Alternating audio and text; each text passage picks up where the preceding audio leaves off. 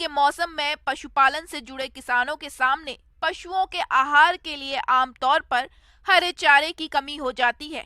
अगर किसानों के पास सिंचाई की व्यवस्था है तो गर्मी में भी कई तरह के चारे वाली फसलों की खेती करके पशुओं के लिए हरा चारा उपलब्ध करा सकते हैं। तो चलिए चारे वाली फसलों की खेती के बारे में जानते हैं बिरसा कृषि विश्वविद्यालय जिला रांची के वैज्ञानिक डॉक्टर बीरेंद्र कुमार से।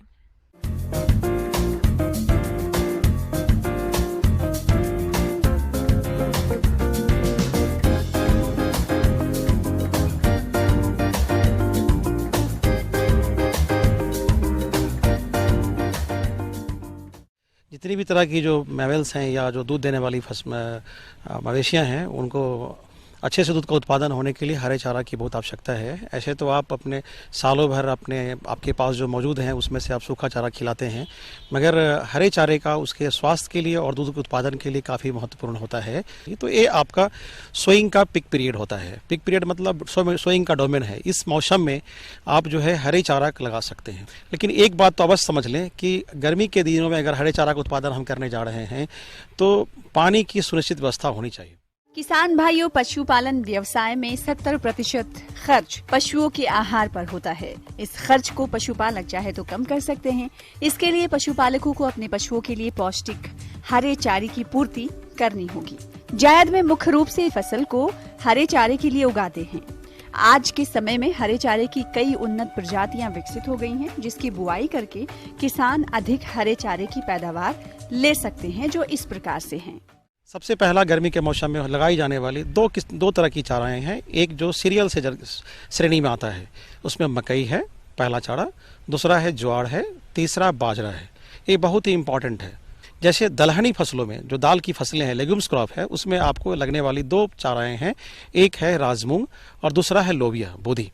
इसलिए आप आधी खेत में कम से कम जो है दाल वाली फसलें जैसे कि लोबिया या राजमूंग की खेती करें, और आधी खेतों में सीरियल वाली फसलें, अनाज वाली फसलें जैसे मकई है, ज्वार है, बाजरा, इसकी खेती करें। और मैं पांचों क्रॉप के बारे में बता देता हूँ कि लोबिया का सबसे अच्छी वैरायटी जो है, अच्छी प्रभेद की वैरायटी जो है यूपीसी है, जो कि पंतनगर से निकली वैरायटी है। यूपीसी की बहुत सारी वैरायटियाँ हैं जो कि आपको मिल जाएगी। बुंदेल लोबिया भी अच्छी वैरायटी है।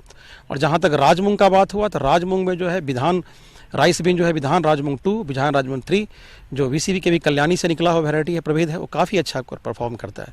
दोनों फसल की दलहनी फसलें हैं और दोनों की उत्पादन क्षमता 250 से 300 कुंटल प्रति हेक्टेयर प्रति वर्ष या प्रति 60 साल बोलिए 60 या 65 दिन के अंदर में इतनी फसल तैयार हो जाती है हरा चारा। मकई की जो सबसे अच्छी प्रभेद है चारा की, ऐसे तो गंगा सफ़ेद की कंपनी की बहुत सारी वैरायटी आती है, लेकिन सबसे अच्छी जो वैरायटियाँ हैं अफ्रीकन टॉल आज भी अच्छा है, JHO है मकई, और भी गंगा सफ़ेद का भी है। बहुत सारी मकइयाँ हैं भी, स्वान कंपोजिट है। दूसरी फसलें जिसकी मैंने बात करी, आपकी ज्वार की बात करी, तो ज्वार जो है स्वीट सॉर्गम ग्रास के नाम से जाना जाता है, जिसको मीठी सूडान भी बोलते हैं। उसकी प्रभेद एक वो मीठी सूडान है, मल्टी कट होता है, बहुवार्षीय फसलें हैं। बहुवार्षीय फसलें तो बोला जाता है, लेकिन इसको कम से कम 2 या 3 बार अवश्य खिला सकते हैं।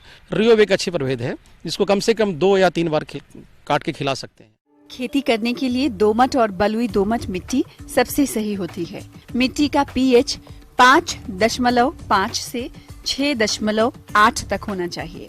हालांकि मध्यम अम्लीय इलाकों में भी इनकी खेती की जा सकती है।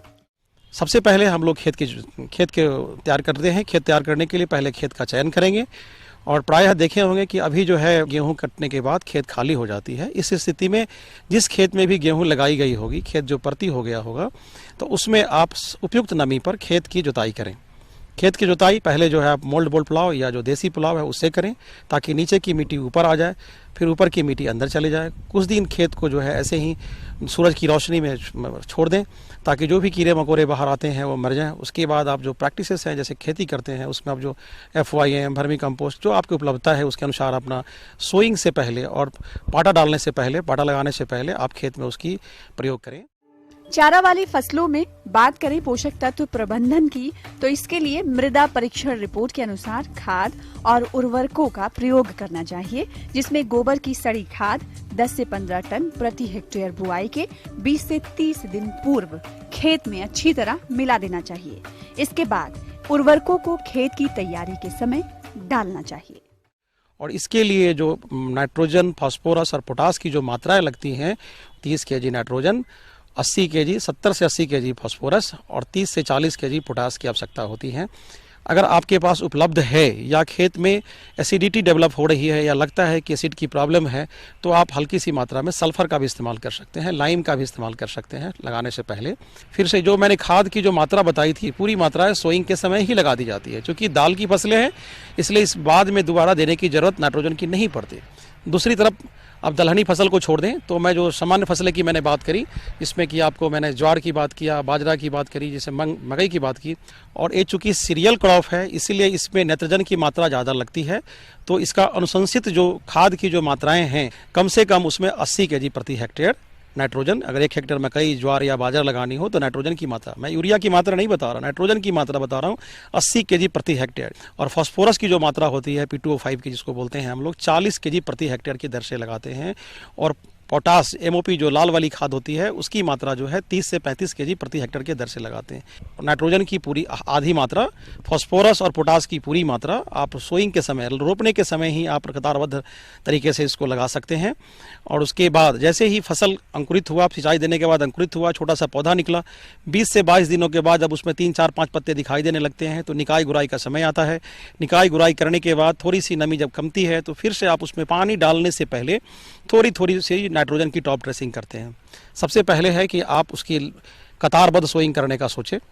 इसकी लगाने के जो दूरियां होगी, कतार से कतार की दूरी जो होगी वो 30 सेंटीमीटर होगी। और बीच बीच में हर 10 लाइन के बाद एक पानी की सुनिश्चित नाला बनाएं जिससे कि आप पानी की सिंचाई कर पाएंगे प्लॉट बना करके।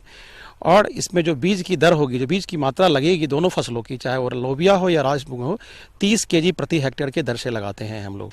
लगाने के बाद आप जब फसल लगा लेते हैं उसके बाद आप 1 से 2 दिन के बाद खेत की सिंचाई करें। सिंचाई करने के बाद जैसे ही आप देखेंगे 1-2 दिन के बाद आपका फसल निकलना शुरू हो जाएगा, अंकुरित होने के बाद हल्का हल्का दिखाई देना शुरू होगा। उसके बाद फिर जब पानी की कमी होगी आप उसमें पानी दें। समय पर 30-32 दिन के बाद उसको निकौनी करें। चारा वाली फसलों से अधिक चारा उत्पादन लेने के लिए सिंचाई का प्रबंध बहुत जरूरी होता है, जिसमें समय समय पर आवश्यकता अनुसार सिंचाई करते रहने से अधिक मात्रा में हरा चारा मिलता है। पूरी की पूरी चांसेस है कि थोड़ी भी लॉस नहीं होगी, पूरी पौधे ले लेंगे। इस तरह से आपका जो उत्पादन क्षमता होगा काफ़ी अच्छा हो जाएगा और 45 से 50 दिन में इसकी हाइट में काफ़ी वृद्धि आ जाएंगी। जैसे ही इसमें टसलिंग होता है, मकई में जैसे ही मोचा निकलना शुरू होता है या कॉब निकलना शुरू होने वाला है, अब उस वक्त उसका सही पीरियड है काट के खिलाने का। उस वक्त जो अब है उसको एक बार काटेंगे ख़त्म हो जाएगा। और ये आप देखेंगे कि 25 से 30 दिन के बाद पत्ते में संख्या में वृद्धि हो गई, फसल बड़े बड़े हो गए।